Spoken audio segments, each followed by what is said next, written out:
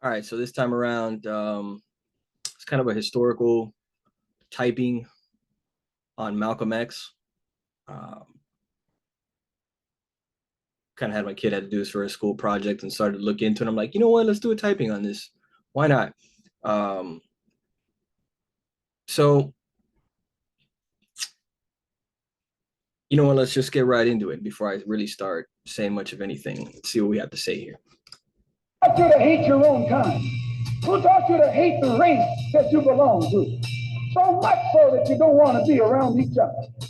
No, before you come asking Mr. Muhammad, does he teach hate? You should ask yourself who taught you to hate being what God gave you. How did one man go from petty criminal to becoming a global voice against racism? He's one of the most prominent Muslims in modern history and a symbol of black liberation who has inspired generations. A gangster, a preacher, and a revolutionary. This is the extraordinary journey of Malcolm X. Malcolm X was born in 1925 in Omaha, Nebraska. His parents, Earl and Louise Little, were followers of the Pan-African activist Marcus Garvey. As a result, their family was subjected to constant harassment by the Ku Klux Klan, who burned down their home when Malcolm was just 4 years old. The family moved to Michigan, where they were threatened by the Black Legion, an offshoot of the KKK. 4 of Malcolm's uncles were also murdered by white racists. Malcolm's father died when he was 6. The incident was officially ruled a streetcar accident, although his mother believed he had ultimately been murdered by the Black Legion. When Malcolm was 13, his mother was committed to a mental institution. Her children were split up and sent to different foster homes. Malcolm was an excellent student, but dropped out of school after a white teacher told him it was unrealistic for a young black boy to have aspirations of being a lawyer. After a few years in Michigan and Boston, he moved to Harlem at the age of 18, where he was involved in gambling, robbery, drug dealing, and pimping. At the age of 21, after committing a string of robberies with a small gang in Boston, Malcolm was arrested, sentenced to 8 to 10 years at Charlestown State Prison. Incarceration was the beginning of Malcolm's transformation. While in prison, his siblings began writing to him about the Nation of Islam and its leader, Elijah Muhammad. The Nation of Islam promoted black independence and rejected the notion of the superiority of white people. Instead, Elijah Muhammad taught his followers a form of separatism from whites, who were actually considered devils, inferior to black people, who were the original inhabitants of Earth. Malcolm, initially hostile to the idea of any religion, eventually became a member of the nation. He read books constantly and began writing regularly to Elijah Muhammad. Muhammad's followers were taught to abandon their given family names, as they were actually the names of former slave owners. So Malcolm Little became Malcolm X. After being paroled, Malcolm visited... Okay, all right, let's take a pause there. All right, so we get the background on him, of course, having a rough life. Unfortunately, like so many people of that era, or really people in any era. But anyway, having a very rough life that he's kind of going through. Eventually, he kind of, turns to crime and a few other things, which could, in a way, kind of happen to anybody. But you could make the case that it sort of hints itself more towards a use of SE, of force. Now, as we continue to go through it, we kind of, or at least many of us already know who Malcolm X is, have some idea who he is. You heard something. And you kind of know that he was somebody who was a leader in big part of the movement for civil rights, for equality, and so on of his time. Very ideological in his approach. This is all very beta quadra type of stuff, typically, right? Ideological, you want to shape the movement of the world, of the country, of things. And now it's a question of how you want to approach that within the beta quadra group, essentially, right? So it's how are you going to kind of go about that? We're kind of getting some hints that maybe there's some SE usage of force in there. We're now starting to get vibes of some of the TI, of certain ideology, certain rules, certain structure in a religious sense, but also in a what is right and what is wrong sense. What is the right way to behave? What is the wrong way to behave? What makes sense? What is the structure, right? We're starting to get to that a bit here. Let's carry on a little more. Elijah Muhammad in Chicago. In June the next year, he was named Assistant Minister of the Nation of Islam's Temple No. 1 in Detroit. He later established Boston's Temple No. 11 and expanded Temple No. 12 in Philadelphia. And those of you who think that you perhaps came here to hear us tell you to turn the other cheek to the brutality of the white man, I say again, you came to the wrong place. So I guess a good part to kind of bring this up. You're seeing him expanding. They're talking about him expanding this, expanding that, moving around. Again, another part that we normally see with SE. Right? He's not trying to refine what he already has and his day-to-day stuff. He's expanding. He's expanding the movement, getting it out there, taking charge, becoming a bigger, more prominent figure within the hierarchy, within the structure and the organizations that he's a part of. Again, more examples of SE coming out. Right here, this is a major difference between Malcolm X and Martin Luther King. Malcolm X is giving a very ST club-like response here. It's very pragmatic. It's very almost common sense. Somebody puts their hand on you, you make sure they don't ever put their hand on you again, right? Simple, direct, to the point, solves the problem now in a more immediate kind of way, right? Very ST direct sort of thinking, right? And it's also a very aggressive form of thinking, right? That's not a let's turn the other cheek and be mild, as he said. That's no, we'll fight fire with fire. And it's using structure, using rules, using logic to explain it, right? If you put your hands on me, I'm gonna fuck you up. Like that's kind of how it is. It's letting you know, and it makes sense. If this, then that's gonna happen. As long as you behave the right way, then we'll be fine. But if you don't, we're gonna have a problem. This is very TISE going on. There's a certain structure, and we will enforce that structure, right? With SE, right? So you're seeing a good, strong interplay going on between TI usage and SE usage here. Very different from, again, Martin Luther King, who had a much more NIFE or FENI going on. Martin Luther King was much more inclusive in his approach to things. It was very much everyone is welcome. We are all the same.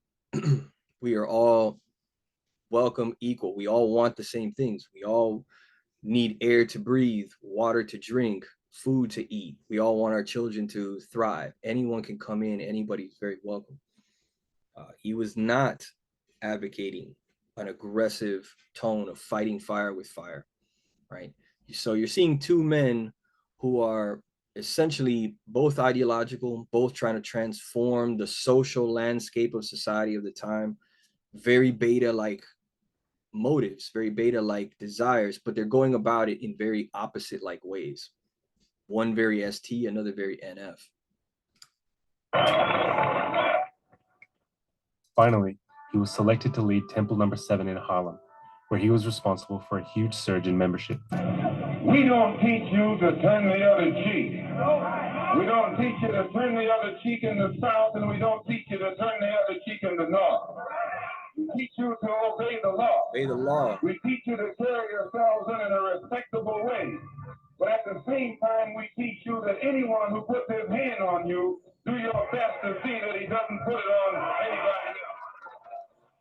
Very rigid, very right and wrong kind of approach to things, right? This is the right way to behave. This is the right way to do stuff. This is how we do it. And we try to stay consistent to that principle and that behavior. Surveillance due to his sudden profile as the nation's rising star. Malcolm's rise to national prominence happened in 1957 when he intervened at a police station to arrange for medical assistance and legal help for members of the nation who had been beaten and arrested by New York police. The crowd of protesters outside grew to almost 4,000. Witnessing Malcolm's control of the crowd shook the New York Police Department. Within weeks, they had him under surveillance and officially began infiltrating the nation. In 1958, Malcolm married his wife Betty, with whom he would have 6 daughters. Malcolm's profile continued to grow via print and television appearances. and he began to gain international exposure. Who is it that controls the prostitution in Harlem? It's the white man. Who controls the large sale of whiskey and wine? It's the white man. Who gives you the deck of cards and the dice that you use to gamble with? It's the white man. And after he sell them to you, he catch you with them and put you in jail for using them. See, and it's again very TI. TI is very if this, then that. It's very much if there's an up, there must be a down. It's following this logical approach that creates categories, very categorical. You have something here, there must be something in its opposite. There has to be something over there. This is neatly defined by this, which puts things over there. So it's very much kind of pitting groups of people and ideologies against each other. There are these people over here, and then there's those people over there. Here are the people that are to blame for all this. And it's not pointing at an individual person, that guy right there.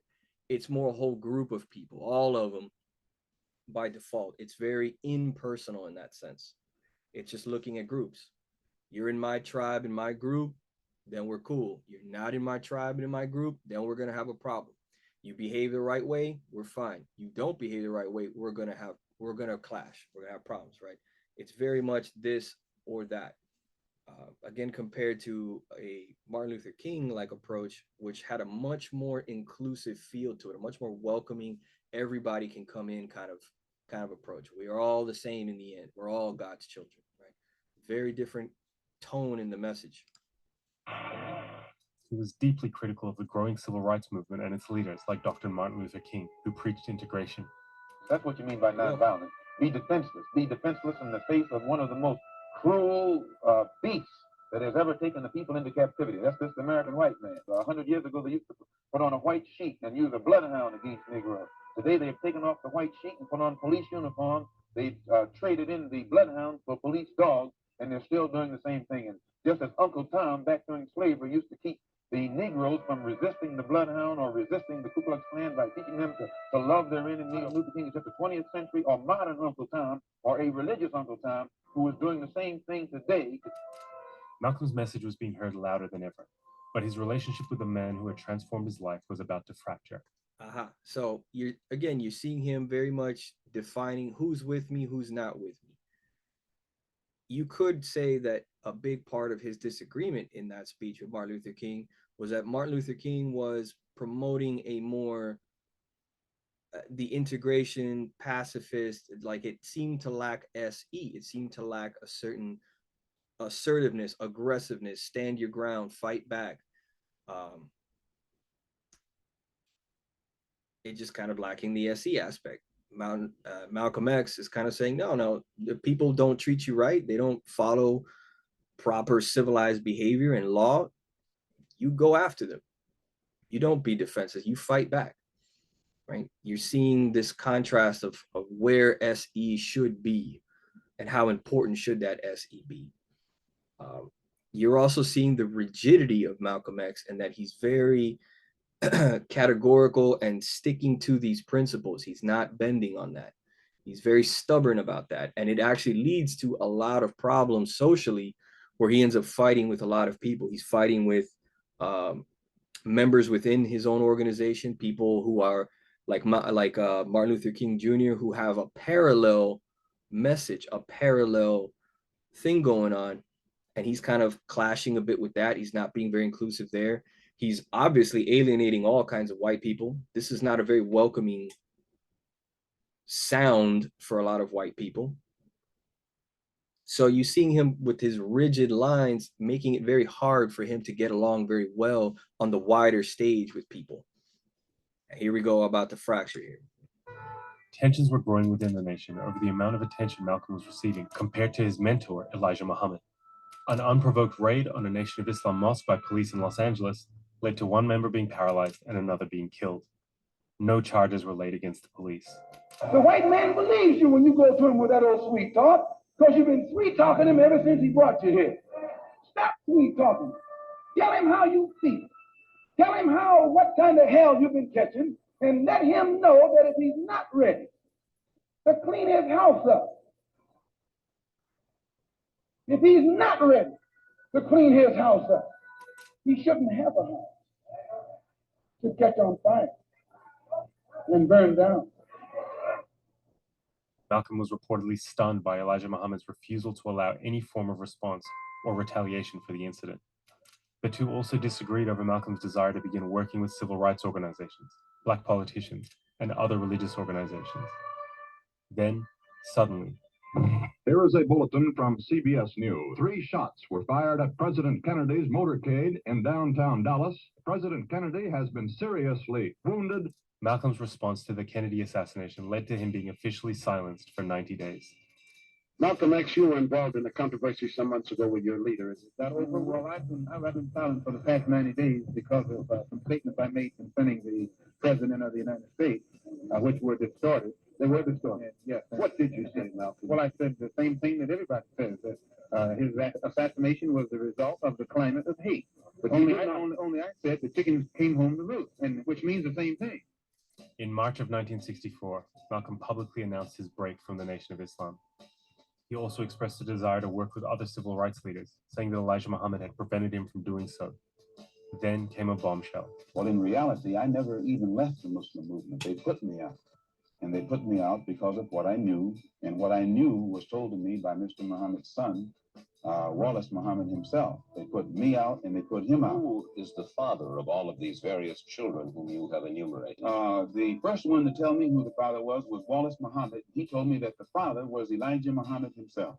And how many of these illegitimate children did he father with the sisters? Well, he made 6 sisters pregnant. They all had children. 2 of those 6 had 2 children. I am told that there is a 7th sister who is supposed to be in Mexico right now, and she's supposed to be having a child by him. Are you not perhaps afraid of what might happen to you as a result of making these revelations? Oh, yes. I probably am a dead man already. Yeah, so he kind of, some NI usage in there. Not tremendously impressive NI going on, but a little bit in there. But you see that he's a very principled man. He very much following his convictions and his principle and his belief in a certain structure, a certain order, that this is the right way to do things. And it often comes at the cost of being more inclusive, more flexible with people, more getting along with people, just being a little bit more open to that. He has that problem going on in there. From the Nation, Malcolm began learning the tenets and practices of Sunni Islam. He founded the Muslim Mosque Incorporated, a religious organization, and the Organization of Afro-American Unity, a non-religious group promoting Pan-Africanism. He had softened his position on Martin Luther King, who he met only once in person. And later the same year, he performed Hajj, the Muslim pilgrimage to Mecca. This was to be yet another transformative experience for him. When I was on the pilgrimage, and let me just pause that for a second. So this is something that would make sense for your LSIs or your SLEs as well, really, that as they age, as they struggle and move on with their life and they're kind of like evolving, they're developing more of that NF side of themselves, that other side, starting to become a little more worldly, a little more broad in their perspectives on things, maybe starting to be slightly more flexible by opening up on other options, other ways to kind of look at the world a little bit in a broader sense, okay? Which is kind of what's going on here with these pilgrimages. I had close contact with Muslims whose skin would in America be classified as white, and with Muslims who themselves would be classified as white in America. But these particular Muslims didn't call themselves white. They looked upon themselves as human beings, as part of the human family, and therefore they looked upon all other segments of the human family as part of that same family. See, and you notice that is a very, very broad NF type of approach, very NIFE combination kind of thing, looking at everyone as being the same. We're all the same. We're all human. We all want the same things. We all need the same things. Very global, big picture kind of viewpoint. And you're seeing it's like he's kind of coming to this understanding and realization later on in his life, much later, you know, after all the things he's been through. Quite different from the message that Martin Luther King was giving out, where Martin Luther King Jr. really already had this kind of message going on, this very broad, let's bring everyone together, we're all the same. It doesn't matter what color your skin is or what shade it is, we're all the same, right? Very big, holistic kind of worldview that Martin Luther King Jr. was bringing on, right? So you're seeing Malcolm X kind of like coming to that NF side of the beta quadrant. He's kind of evolving into that. Now, they had a different look or a different air or a different attitude than that which is reflected in the attitude of the man in America who calls himself white. So I said that if Islam had done that for them, perhaps if the white man in America would study Islam, perhaps it could do the same thing for him. After Mecca, Malcolm made 2 trips to Africa, meeting officials and speaking on radio and television across the continent. In Cairo, he attended the second meeting of the Organization of African Unity and met Africa's most high-profile leaders, including Kwame Nkrumah of Ghana, Gamal Abdel Nasser of Egypt, and Ahmed Ben Bella of Algeria, who all offered him official positions in their respective governments. He met with Fidel Castro and was one of the first African-American leaders to meet the newly created Palestinian Liberation Organization, and was one of the pioneers of a tradition of Black Palestinian solidarity that would be continued by the Black Panther Party and the Black Lives Matter movement. A common misconception about Malcolm's philosophical evolution is that his process of turning to Sunni Islam softened his political positions. While it's true that Malcolm abandoned some of the nation's more extreme separatist positions on race, he remained a staunch Black nationalist. I think what a lot of people are interested in, Malcolm, is whether this experience has made you feel that your feelings have changed, that the animosity you have expressed in the past toward all fights. There's one thing that I want to make clear. No matter how much respect, no matter how much recognition whites show toward me, as far as I'm concerned, as long as that same respect and recognition is not shown toward every one of our people in this country, it doesn't exist for me. Very principled, right? Very principled TI going on in there, and he has it quite consistently. Now, not all TI people have to follow a certain letter of the law and never waver on that throughout their whole life. They are a human being, right? They are capable of evolving and stuff just like anybody else. But in general, you're seeing somebody who is a very principled man, very principled, almost to a fault. So it kind of makes you lean into LSI as being the more likely option, right? TISE, dominant individual. But in some ways, you could see how an SLE is definitely within the conversation here. If anything, Malcolm's travel had led him to globalize his perspective, seeing Black liberation as something beyond the United States, and as something that was intimately tied to struggles for independence across the Third World. It has remained a domestic problem. It has remained within the jurisdiction of the United States. And as such, it has been impossible for the Afro-Americans or American Negroes to try and enlist the support of other dark-skinned people who are being oppressed the world over in that struggle. And the only way this can be done is by internationalizing the problem. If you take up arms, you'll end it. But if you sit around and wait for the one who's in power to make up his mind that he should end it, you'll be waiting a long time. And in my opinion, the young generation of whites, blacks, browns, whatever else there is, you're living at a time of extremism, a time of revolution, a time when there's got to be a change. The Nation of Islam had not taken Malcolm's exit and public criticism of Elijah Muhammad's misconduct lightly. His family was repeatedly threatened, their car was bombed, and FBI surveillance records show that law enforcement was aware that elements within the nation were openly discussing his death. Then his house was burned down. On February 21st, 1965, Malcolm was addressing the Organization of Afro-American Unity in Manhattan's Audubon Ballroom. He was shot 21 times. 3 Nation of Islam members were tried and convicted of the murder, but questions remain. At the time of his death, Malcolm was under surveillance by both the NYPD and the FBI's COINTELPRO operation. For many, there is simply no doubt that one or both organizations had a hand in his assassination. Malcolm's legacy went on to be preserved in hip-hop, film, and literature.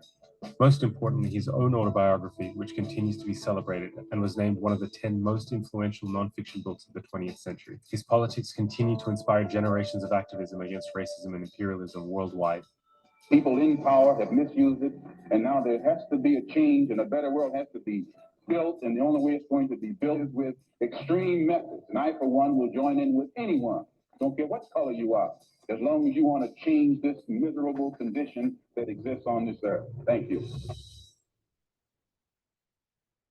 Okay, so it kind of it takes it get very ideological, very forceful, willing to use force and aggressive language, aggressive tactics. Eventually kind of evolving into a broader singular message. He does use some good NI even early on to give you a singular overall theme and message that he kind of wants to push through. If you could say there was a big weakness, was he quarreled with a lot of people. He had a hard time softening his approach, getting along with people, being able to really, charm and sway people in the direction he wanted. You could say that a lot of his impacts on the crowd and so on was he was a very talented speaker who got good at it over time, and he became very comfortable at speaking publicly and leading political movements and so on. We don't really see what he's like when you start shifting him out of that environment and you're putting him in different environments to see how strong that FE really is. But it seems quite likely that the FE is a bit questionable on there. His very principled stance on things seems very stubborn, very consistent. He is using a lot of SE to expand and move around and so on, but he's not always taking immediate action on things, right? He can follow the protocols and stuff. So overall, you're kind of left leaning with LSI as the overall likely type for him. His funeral was held in Harlem. Some estimate that up to 30,000 people attended. Actor and activist Ossie Davis delivered the eulogy. Harlem has come to bid farewell to one of its brightest hopes, extinguished now and gone from us forever. Many will ask what Harlem finds to honor in this stormy, controversial, and bold young captain. And we will smile. Many will say, turn away from this man, for he is not a man, but a demon, a monster, a subverter, and an enemy of the black man. And we will answer and say unto them, did you ever talk to Brother Malcolm? Did you ever touch him or have him smile at you? Did you ever really listen to him? Malcolm was our manhood, our living black manhood. This was his meaning to his people. And in honoring him, we honor the best in ourselves. What we place in the ground is no more now a man, but a seed, which, after the winter of discontent, will come forth again to meet us. And we shall know him then for what he was and is, a prince, our own black shining prince, who did not hesitate to die because he loved us so. You now use Shabazz and drop X? I'll probably continue to use Malcolm X and I'll probably use it as long as the situation that produced it exists. All right, see, very principled all the way through. It's pretty consistent. So you'd have to say LSI, as pointed out. So thought that'd be interesting to do that. I was kind of enjoying this and thought it'd be worthwhile to kind of talk about it.